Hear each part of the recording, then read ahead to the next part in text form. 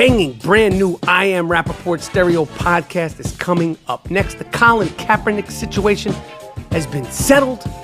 We are podcasting during a national emergency. Oh, and really, we are going really deep on this entire Meek Mill situation. All that and more. Plus, Jussie Smolett gets Willie Hutched for an unprecedented second time. All that and more on the new I Am Rapaport stereo podcast coming up next. Miles Jordan, let me get something real nice, something real proper, but most importantly, something real funky. Let's go.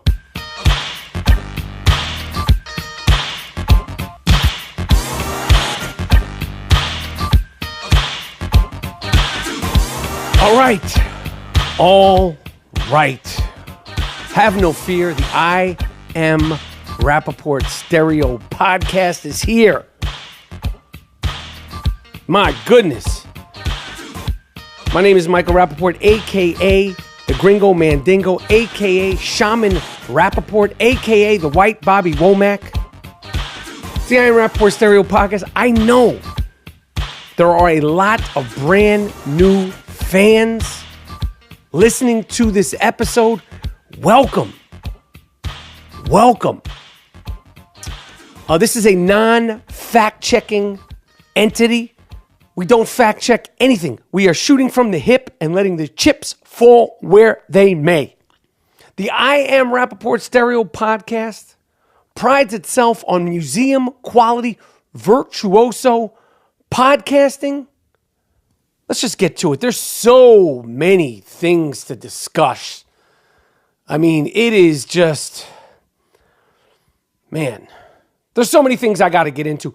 I'm a little talked out because you guys, the fans, probably won't get a chance to see it for a couple of weeks.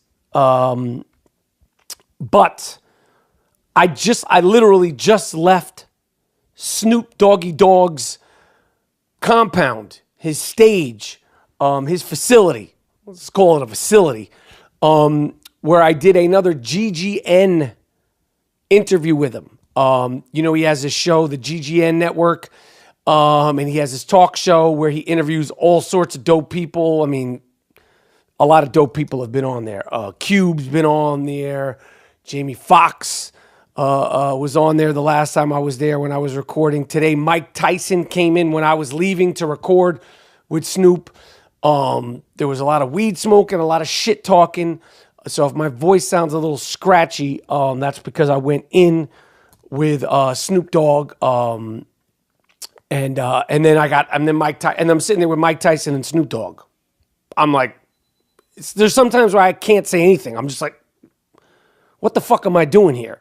But I was there, and if you're hearing a little huff, a little huskiness to the normally museum quality voice, that's what you're hearing. It's just from talking all day. So I was in Charlotte for the All-Star game. I left the day of the game. I was down there. I got to watch the All-Star game, which was good. It's crazy. It's crazy that because there's so many sports shows and debate shows and this kind of show and that kind of show, they're literally breaking down. I've never heard this before. All the shows broke down the All-Star game like it was an actual game. Normally, it's not taken seriously. But they were like, oh, well, Team Giannis was ahead, and then LeBron James and them, and they came in and they blew the lead. Like, no one's thinking twice about losing a fucking All-Star game. There's not one All-Star that's like, damn, we blew that lead last night in the All-Star game. It's an exhibition game at best, with moments of 85% playing at a high level, maybe at most 85%. Giannis Antetokounmpo, the Greek freak, he don't fuck around though. He's the only one who's like, it's just a regular game. Like, homeboy doesn't have a dial down switch. Russell Westbrook usually is the guy that just goes full tilt all the time.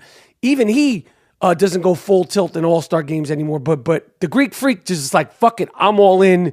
If there's a basketball game going on, I'm going full tilt, and I like it. Fucking like it.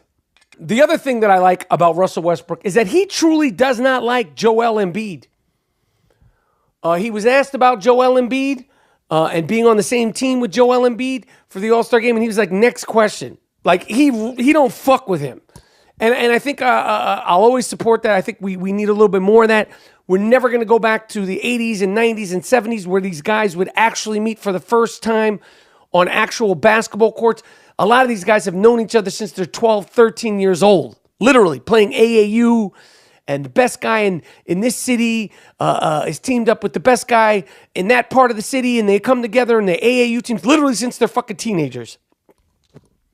The slam dunk contest. Well, first of all, the fact that the three-point contest and the skills challenge is now consistently more exciting than the slam dunk contest says a lot. The slam dunk contest used to be the cherry on the top. The way the program is set up on Saturday night, it's the skills contest, then the three-point contest, and then the dunk contest. Do not be surprised if next year, if the stars are not competing in the dunk contest, if it switches in order. And that's sad. A three-point shooting contest should not be more exciting than an NBA slam dunk contest. And next year, Zion Williamson, who we all know is going to be drafted into the NBA, and he's a fucking human highlight film in college. He'll be, I think, 19 by the time the next slam dunk contest comes around, and you know he's going to go out there and try to win that shit. If other stars like Giannis and Donovan Mitchell don't join in, do not be surprised if the three-point contest or the skills challenge or some combination of both is the last thing we show, because the slam dunk contest was so bad this year. Namely because there was no stars. Dennis Smith Jr., who I love, is a New York Knick. I treat him as family now, who I was rooting for to win the slam dunk contest, was the biggest name in the slam dunk contest. But it was a disaster. It was a fucking shit show. Again, it was bad, and it got worse. And here's a few reasons. Get the fucking props out of here. No more props. No more airplanes. One guy tried to jump over some sort of like plastic airplane, and he made the dunk but broke the airplane. Like, he kicked the airplane going up and he kicked the airplane going down. I don't even remember which guy.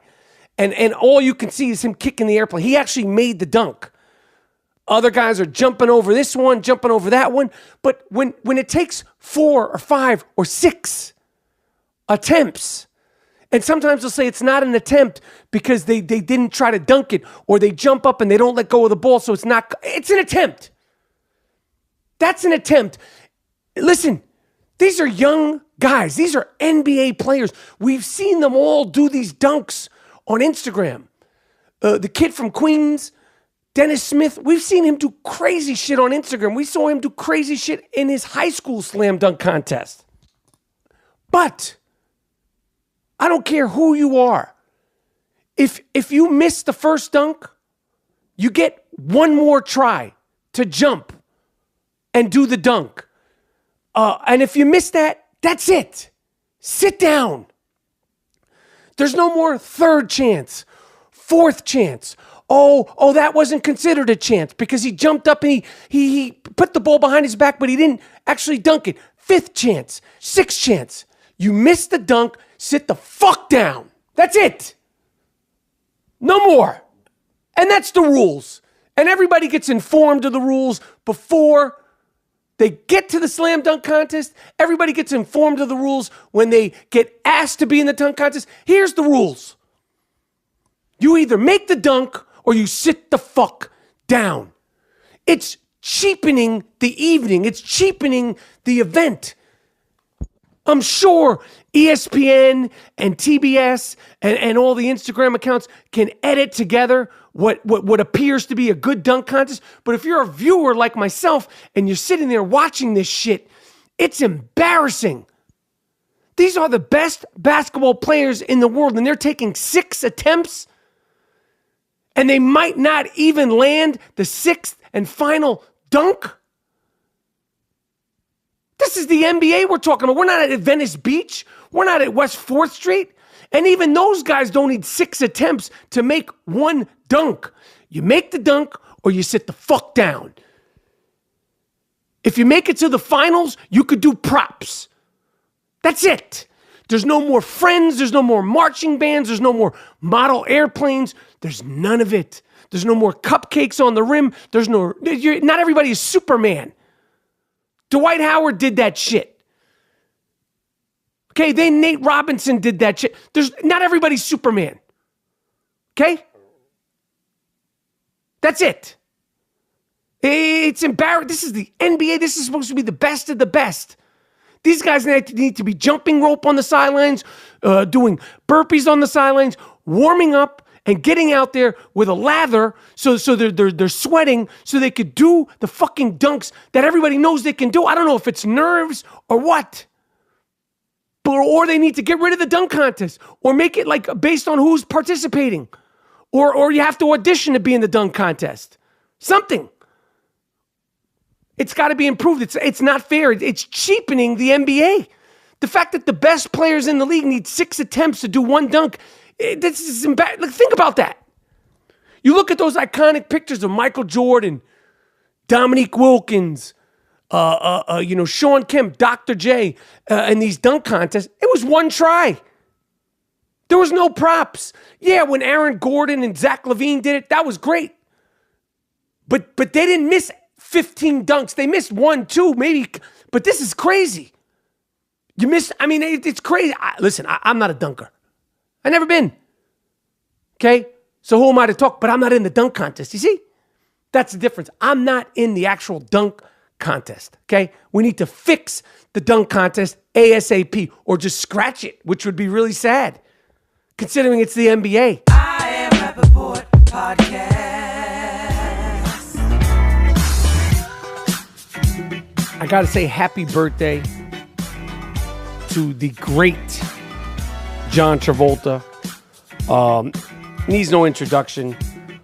Saturday Night Fever is one of the most influential movies that I've ever seen.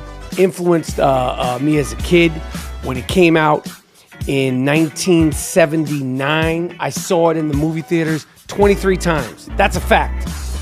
My mom that's the difference. See, if you look at that movie, there's cursing, there's drugs, there's sexual assault, there's nudity.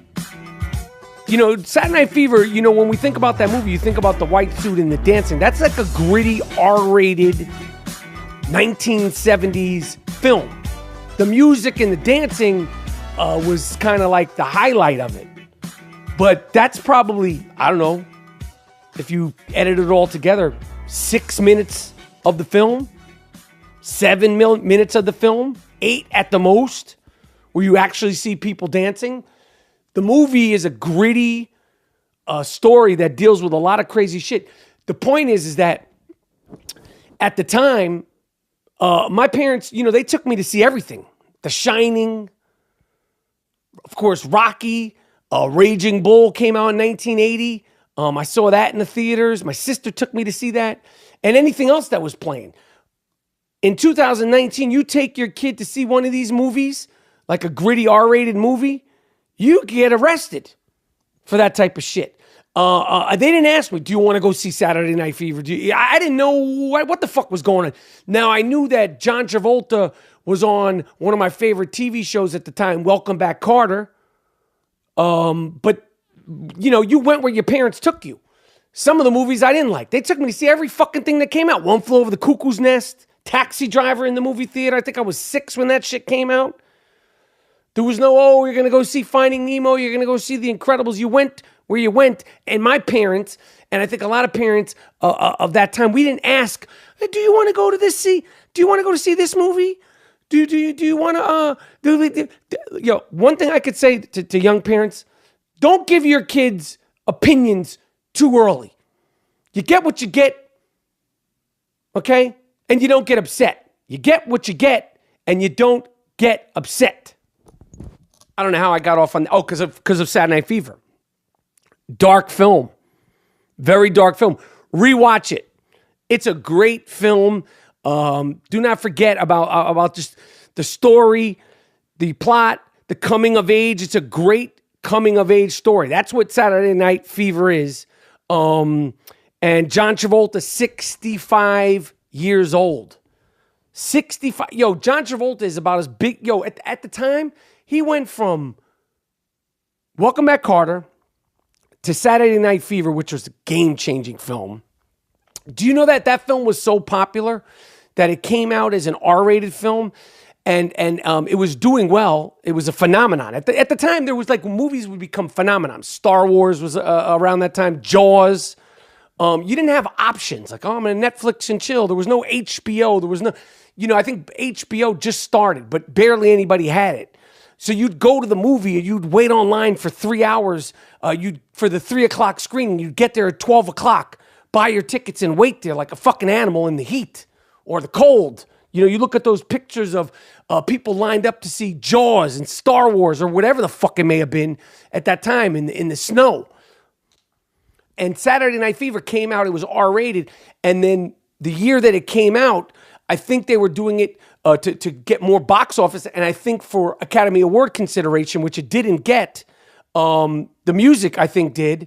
I believe the Bee Gees got nominated. And the soundtrack, Saturday Night Fever, I think is was at one point, it might have gotten eclipsed now, but it was definitely the biggest selling soundtrack ever. And I think until the Titanic soundtrack came out with that Celine Dion song, or maybe it still is. I don't fact check. We do not fact check at the I Am Rapaport Stereo Podcast. The bottom line is that when Saturday Night Fever came out, and then he followed it up with Grease, it was over.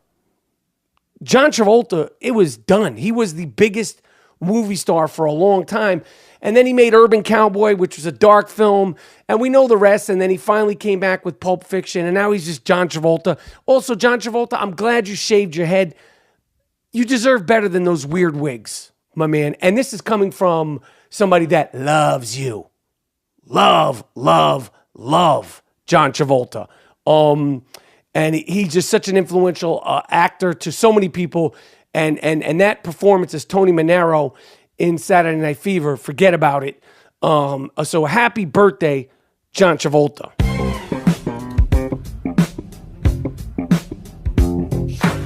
What else is going on? I'm actually surprised we were able to pull together this I Am Rapaport Stereo podcast under such duress, considering that as I'm recording, it is a national emergency. Who would have thought that during such a panic-filled, fear-fueled national emergency that dirty, dick-stained Donald Trump called for, that we would be able to function out in the world? I never would have thought we would be able to pull off a podcast. Can you guys actually hear me? Me, myself, I didn't record this from the gloom tomb. I'm in a bunker, hidden away, eating soup out of a can because it's, a national emergency. This national emergency, I don't want to go deep down the national emergency rabbit hole here, was, of course, called because dick-stained Donald Trump, draft-dodging Donald Trump, needs that fucking wall. He needs that fucking wall, which is now going to turn into a fence. There's walls all over the place. There's fences and there's dividers all over the place. But he won't stop till he can say, I got that wall built. You fucks, you dumb fucks. And now you have to vote for me again. That's why we are in a national emergency. And now 15 states are doing the unprecedented because Dick Stain Donald Trump, of course, does the unprecedented all the fucking time. 15 states, including California and New York, are saying, no, you fuck. There is no reason to call a national emergency. So now they've joined together and created a lawsuit that's going to go to federal court against this fucking guy. It's Colorado, Connecticut, Delaware, Hawaii, Illinois, Maine, Maryland, and so forth, New York, New Jersey. They're all against Dick Stain, Donald Trump. Now, I hope these states will be as emphatic when it comes to voting, because I know even the most staunch Republican has got to be tired of it. We're all tired of it. I'll say this one more time. Whether you're a Republican, Democrat, Green Party, Independent, whatever the fuck you're into, when Dick Stain Donald Trump leaves, gets impeached, goes to jail, or is finally just done being the president, we're all going to have to clean up the mess. Okay? Dick Stain Donald Trump doesn't clean up after himself. He shits in his man diaper, and we, the people of all shapes, creeds, and colors, Republicans, Democrats, and everything in between, to the right and to the left of it, we're going to all have to clean up Dick Stain Donald Trump's doo-doo diaper. Saturday Night Live continues to be not funny week after week. It's like you maybe get a chuckle. 90 minutes. It's a 90-minute television show. But they are relentless on Dick Stain Donald Trump. And this past weekend, Alec Baldwin did yet another skit annihilating this motherfucker. And Dick Stain Donald Trump is so upset, so aggravated by this, that he said in some sort of tweet, Dick Stain said, "There's nothing funny about tired Saturday Night Live on fake news, NBC. Question is, how do the networks get away with these total Republican hit jobs without retribution?" Listen, why are there not any Republican Trump supporting people that are funny? That's just a question. There's got to be. There's millions of people that voted this animal in as president. None of them are funny. None of them can make any skits. Nothing. Alec Baldwin, keep pounding this fuck. No, Bruno. Saturday Night Live, keep pounding this fuck. He watches it. He sees it. He complains about it. And then he talks about how it's a failing show. But you watch it, fatso. If it's so, I guarantee you Donald Trump watches that shit live every Saturday. He doesn't watch it on DVR. He doesn't catch it on Hulu on demand or NBC on demand. I guarantee you that motherfucker watches it every single Saturday. Can you imagine at 11:30 p.m., Dick Stain Donald Trump is in his bed naked or in a fucking onesie? Well, what that image is like, and this fat dog watching Saturday Night Live freaking out. "Oh, that's not funny." It is funny. It's funny. People love it. I love it. Okay? The only one who doesn't love it is you and Dick Stain Donald Trump Jr. I Am Rapaport podcast. The Colin Kaepernick story appears to have come to an end. A couple of days ago, Colin Kaepernick and Eric Reed, the safety who is now with the Carolina Panthers, who played football last year, if you're not a big football person, who filed grievances against the NFL. We all know the Colin Kaepernick story. I believe it was Friday. They came to some agreement. There was a financial agreement. Well, we don't know what the agreement is. And here's what I have to say about that. I'm glad it's over. I'm glad it's over. I'm glad people are estimating that it was $60 to $80 million. Other people were estimating that it was $20 to $40 million that Kaepernick was given. There was obviously collusion. The fucking guy hasn't played football for 2 years, not a tryout. Mark Sanchez came back from the dead and started in an NFL football game just a few weeks ago for the Washington Redskins. And the list of has-beens and nobodies all played. and they signed a non-disclosure agreement that they wouldn't be able to talk about it, to talk about the settlement. So that's why when completely fake news and town criers say, oh, it's estimated that it was $60 to $80 million, or it was estimated that it was $20 to $40 million that Kaepernick was given. How the fuck do you know? You don't know. You think that Colin Kaepernick is going to risk all the trouble that this has been through, all the craziness that this has been through, and he's going to leak it? You don't know. It's fake fucking news. You don't know. The sports world, and there's so many different sports media outlets, and this one and that one and podcasts. Just today they said that James Dolan was selling the New York Knicks, and then the Knicks released a statement saying that's not true. And everybody wants to be the first one to say, I was the one who broke the James Dolan story. I was the one who said that Colin Kaepernick got $68 to $80 million. They're just making this shit up. People literally just make this shit up, and if they have a lot of Instagram or Twitter followers, people will see it and then run with it. Oh, Bill Simmons said, but who cares what Bill Simmons, well, he got it from reliable sources. Name the sources. Otherwise, shut the fuck up. It's crazy. But the reason why I say I'm glad it's over because, and I don't know how this is going to play out or if it's going to continue. I personally don't think they're going to let Colin Kaepernick play football ever again in the NFL. They might. If a team, I think he'll get a tryout. I don't fucking know. It's not football season. My football brain is off.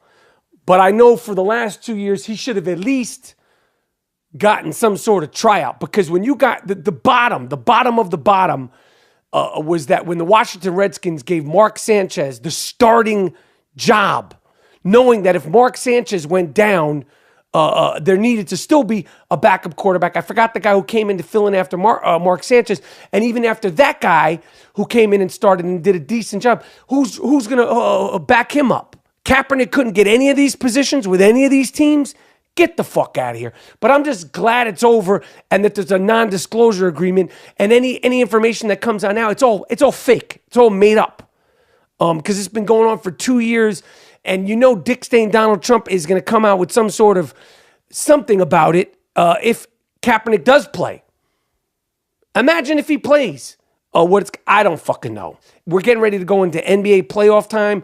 I'm so done with football. I'm just glad that this part of it is over. But I do not think the Colin Kaepernick NFL story is over. I don't know how it's going to play itself out, but it ain't over. It's too salacious to be over.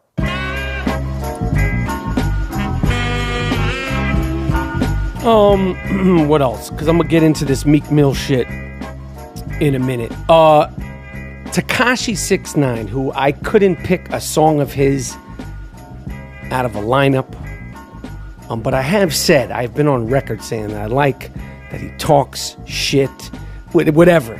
Now the guy's in federal fucking prison, and apparently he's spilled the beans and all this stuff, and he's getting out of jail.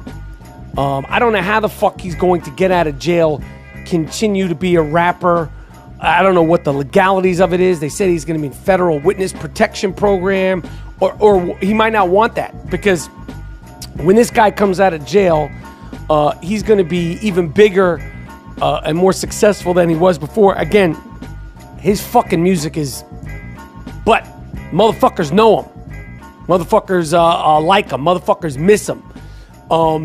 Now he has the stigma of being a snitch. And can you be a snitch, an actual proven federal snitch, and be successful in hip-hop? I say abso-fucking-lutely. Abso-fucking-lutely. The mold has been broken. It ain't the 80s or the 90s. We're keeping it real and all that shit. Listen, Rick Ross used to be a corrections officer. Who would have thought that a rapper who is a gangster rapper, talking about drug dealing this, slinging that, fucking bitches, doing all this shit, would be successful? And he's actually a former CO. You never would have thought he would have made it out of that with any credibility, but he has. He has. So my prediction is that Tekashi 6ix9ine will come out at some point, if this is true, that he's going to serve no jail time or just a few more months or I don't know, a year or two. Who the fuck knows? Because at one point they were talking about 47 fucking years of jail time. You ain't coming out as a 60-year-old rapper rocking and rolling. But who knows? At that point, 47 years from now, hopefully I won't be concerning myself with this craziness. But someone asked me to do a debate or answer the question, who do you think is more likely to have a career in the next 12 months? Tekashi 6ix9ine or Jussie Smolett, whatever the fuck his name is. And my prediction is Tekashi 6ix9ine will absolutely have a career before Jussie has a career, which brings me to the latest on this fucking nut job. Oh my Jesus Christ. Yo. I said it on the last I Am Rapaport stereo podcast during the Willie Hutching. I thought that the Jussie Smolett thing from the beginning, okay? I thought from the beginning that something was off, something wasn't right. To quote the great Keith Sweat, something just ain't right. Something just ain't right.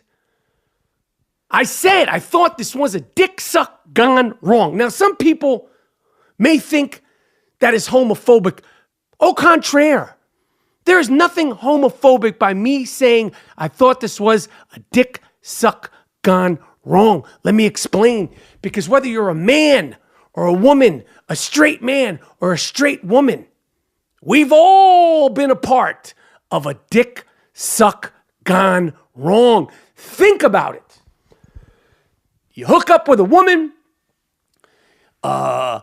something could have gone wrong with the actual dick suck. You hook up with a woman, there's a dick suck, and she expects you to be her boyfriend. You get a dick suck, and you expect, as a guy, think maybe we're going to have sex. These are all things that could possibly go wrong with a dick suck. There is nothing homophobic in my thinking when I said the Jussie Smolett case was a dick suck gone wrong. Okay, let me be clear on that, because everything about this is sensitive, hypersensitive, as it should be. Now, I Willie Hutched this fucking guy on the last I Am Rapaport stereo podcast, and I've got a lot of requests to Willie Hutch him again, and I thought, has anybody been Willie Hutched twice? Has anybody gotten Willie Hutched more than once? And since we do not fact check here at the I Am Rapaport stereo podcast, I have to go off of memory. And as far as I know, as far as I can remember, nobody has gotten Willie Hutched twice. Yet here we are. Miles! Let me get that Willie Hutch. Give me that fucking Willie Hutch. No. Yes. Jussie Smolett.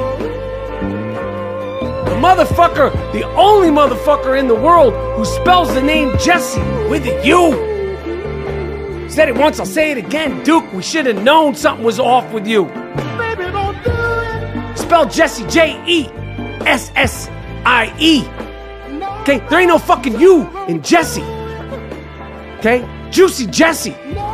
Jussie spells juicy. Juicy spells juicy. Who the fuck are you trying to fool?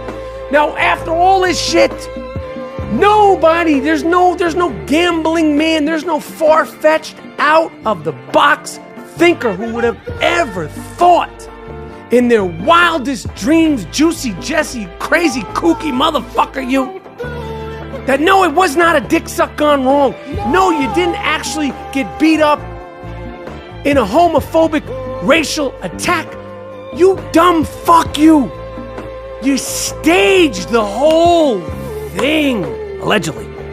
Even though I'm Willie Hutch and you ain't gonna sue me, you staged the whole thing, allegedly. Baby, don't do it. Based on all the reports of, as of this I Am Rapaport stereo podcast, it looks like Jussie Smolett hired 2 extras that he knew, that he worked out with, that he was friendly with, at least business acquaintances with, that he worked out with. 2 brothers that are Nigerian. Baby, don't do it. 2 black men, you dumb fuck. You ain't got no white extras on Empire? You could have, in show business, they always say casting is everything. Jussie, you know this. Casting is everything. You cast the wrong 2 brothers. And they're saying that, allegedly, the 2 Nigerian brothers were paid $3,500 a piece Baby, don't do it. to stage the attack. And they rehearsed the shit. Oh my goodness. You rehearsed the attack, you sick fuck you.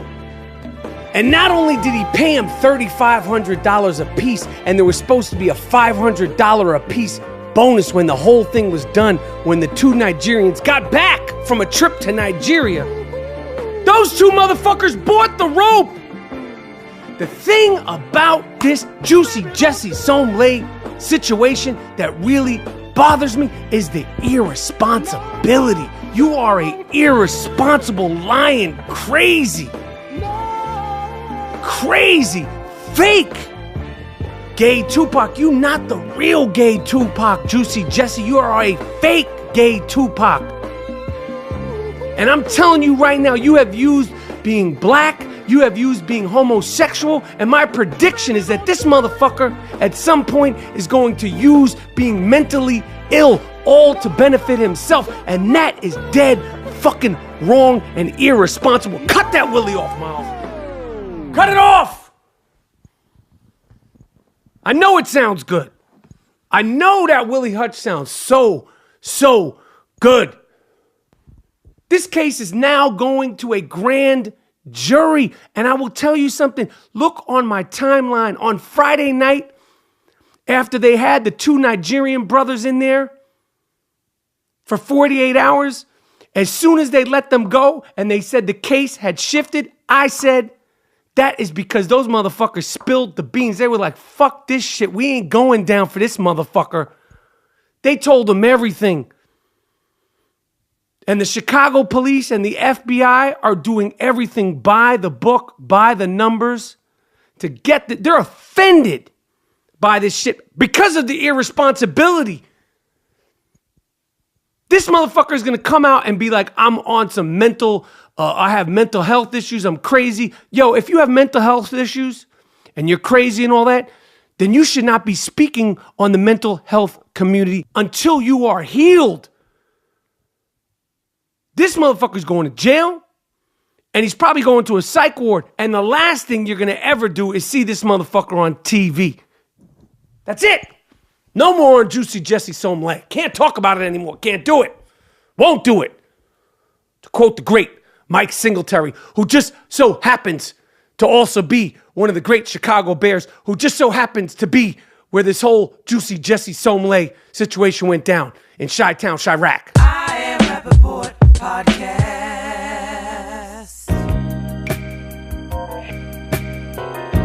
All right. Finally, I'm in deep, way deep than I wanted to be. Meek Mill and Meek Mill fans. Oh my goodness. So the other day during the NBA All-Star game, pregame, Meek Mill was performing. And I tweeted out, and I quote, I said, Meek Mill, great story, great look, trash rapper, sorry. Okay? People were like, what the fuck are you talking about? Right away, what the fuck are you talking about? Then I continued on. I said, you make 300 songs, 5 will be okay. I said, Meek Mill had a chance to prove he was a dope rapper, and then came Drake. Well, lo and behold, these tweets went viral. People were all up in their feelings. Pun intended. And you got me in my feelings. People are all up in their feelings. All the hip-hop bloggers and culture critics. Why are you saying this? You have no right to say that. First of all, culture critics. If you call yourself a fucking culture critic, your opinion is null and void to me. That is not a job. That is not an occupation. You're a culture critic. You're a hip-hop blogger. You're a hip-hop podcaster. Based on what? There's 4 elements to hip-hop: DJing, MCing, breakdancing, and graffiti. Blogging ain't one of them. It ain't never been one of them. Blogging, you call yourself a hip-hop blogger? Can you breakdance? Can you DJ? Can you MC? Do you do graffiti? I don't give a fuck about your blog. You're a hip-hop blogger. Get the fuck out of here with that bullshit. I shouldn't have an opinion. You're a culture vulture. You're right. I'm your favorite culture vulture's favorite culture vulture. I don't give a fuck. I'm a culture vulture. I've been doing this shit. I've been around this shit. I've seen this shit. You say because you're white? Eat a dick. You're white. You shouldn't speak on this. You shouldn't speak on that. I've been around this shit in New York City. When it comes to hip hop, when it comes to music, I have impeccable taste. My taste is gorgeous. My taste is phenomenal. I have great ears for music. My whole style is impregnable. Shout out to Mike Tyson. These Meek Mill tweets put me under siege all day. You have no right to say this. You have no right to say that. Culture vulture this, culture vulture that. And I say to myself, I've seen more than you've seen. I've been around more than you've been around. The movies that you see, that you watch about the real people in real life from New York City. I was hand in hand on 145th Street and 8th Avenue slapping motherfucking pounds with these dudes. I was at the rooftop. I watched Dougie Fresh in 87, 86. I don't fact check. Seen all kind of shit. My opinion is valid. My taste is impeccable, impregnable. But this ain't about my taste. This is about my opinion. Now, I will say this. I shouldn't have used the word trash when it comes to Meek Mill. He's not trash. And I rocked a lot of his music today. He's not trash. He's not for me. Okay, in my opinion, he's just not for me. And I'll say this. I'll say this shit. When all you motherfucking hip-hop blogging cornballs and all you so-called fucking fans, you're fair weather. Because when this motherfucker was under siege from Drake, when Drake was shitting on Meek Mill and then he came back and went back to back, I didn't say a fucking word. I wanted nothing more than Meek Mill to bury this motherfucker in hip-hop, in music. I tweeted about it. I talked about this on the I Am Rapaport Stereo podcast. I was rooting for Meek Mill. I thought it was offensive, disrespectful when motherfuckers booed Meek Mill in Philadelphia in his own home city. I talked about it. I tweeted about it. When these corny ass fans, these fair weather fans that are trying to pop shit to me about a culture vulture and all that shit, when you were calling this motherfucker Mr. Minaj and dissing him, I didn't say a fucking word. So all you motherfuckers can eat 3 dicks. You corny fair weather fans. You were dissing this motherfucker when Drake was on him. I was cheering him on. Look up my tweets. I wanted him to come back. His music isn't for me, but I will say, and I'll say it again, he's not trash. My wife is a fan of his. I know I'm in the minority. I'll say this. I think he's overrated. That's my opinion. But he's not trash. But it doesn't end there. Oh, no. Oh, fucking no. So Meek Mill got wind of what I said. And he tweeted out, "Ayo." And he added Michael Rapaport. Except for he added Micheal Rapaport. My name is spelled Michael. The only one who I know whose name is spelled Michael with an E before the A is the great Sugar Ray Richardson, aka Michael Richardson from the New York Knicks and the New Jersey Nets. So he tweeted me this. The Meek Mill tweeted this at me. Michael Rapaport, but the wrong Michael Rapaport. Don't ever use the word trash when you speaking on nothing from our culture unless you're trying to get trashed. Number 2, who gave you authorization to be speaking on us? Number 3, what you charging now? Last time I seen you, you wanted a selfie emoji. Be great, though, on the net. And then he had to tweet again. He essentially had to go back to back on me because his first tweet was to the wrong Michael Rapaport. No pun intended. He had to go back to back on me. And Meek Mill tweeted this.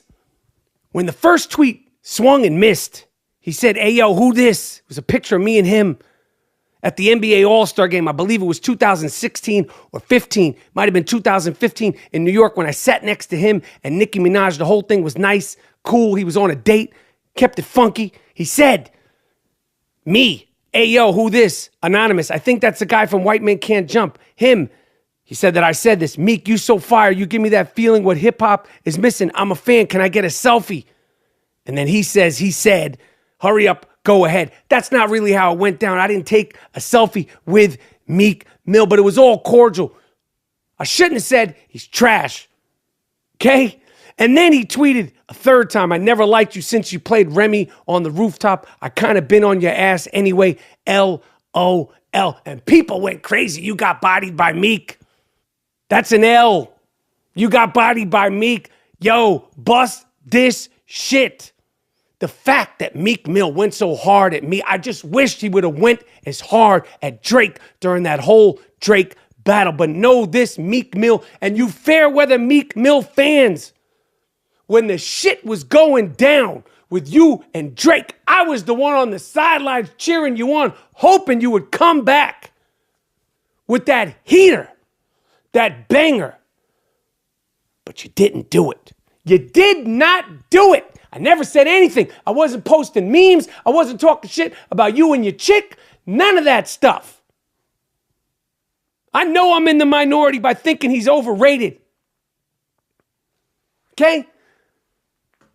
And I know, and I also tweeted this. I know this dude is going to do good things with his life because aside from the rapping, this dude is now in a position to do something with the prison reform program that he started with Jay-Z and Patriots owner Robert Kraft and so forth and so on. I also tweeted that. Of course, that gets buried. It turns into this whole thing. And I'm a culture vulture once again. I was invited to the cookout just a few days ago, and now my cookout invitation was taken away once again. Woe is me. What the fuck am I going to do? I can't go to Twitter's cookout once again. God damn it. Nobody's trying to go to that bullshit cookout. Okay? Nobody is trying to go to that bullshit cookout, you fair weather fucking fans. Because you were talking greasy about Meek Mill when it went down with Drake. You motherfuckers in Philadelphia, you were booing the hometown hero. I was embarrassed when I saw that shit. Let's not forget. He's on top of the world now because he went to jail. He came out. He was wronged. And now he started this thing. Bad timing on my part, yes. But to talk about you can't speak on this and you're a culture vulture, get the fuck out of here. You don't know hip-hop like I know hip-hop. You ain't been around hip-hop like I've been around hip-hop. As I said, my ears, my taste is impeccable. My style is impregnable. Again, shout out to Mike Tyson. If I'm going to get into the nitty-gritty of what I don't like about Meek Mill, it's the flow. There's no flow. Too many words in each sentence. It's too much. Slow it down. Stay on the beat. I need that flow. But I'm not trying to escalate the shit any further because at the end of the day, I know this is a good dude and I know he is going to do good things with his position and everything he's been through. It isn't that fucking serious. It's the fans and the divisiveness. You can't speak on hip hop, you cracker, you culture vulture. Jews try to steal everything. This is all the shit that has come at me about this tweet. The fuck out of here. Your barbecue's corny. What the fuck are you listening to at your barbecue? You playing break beats? You got a DJ? What the fuck are you playing? Some Brucey B tapes? Some Kid Capri tapes? What are you playing at your barbecue? Your barbecue is whack. Your barbecue's trash, B. Okay? I said that. Barbecue's trash. What are you listening to at the barbecue? You playing James Brown? What the fuck are you listening to? That's that. There's no more. Listen, it's I Am Rapaport stereo podcast. Okay, my name is Shaman Rapaport. I'm a shaman. That's right. That's right. I'm now a shaman. I took a 90-minute online class. Simple as that. You know where to find me, at Michael Rapaport. You know where to find the podcast, at I Am Rapaport. And what more can I say? Miles, Jordan, take us out of here with something real nice. Something real proper. Something real funky. And something that I would love to hear Meek Mill stay on beat and flow over. It's the I Am Rapaport Stereo Podcast. Out.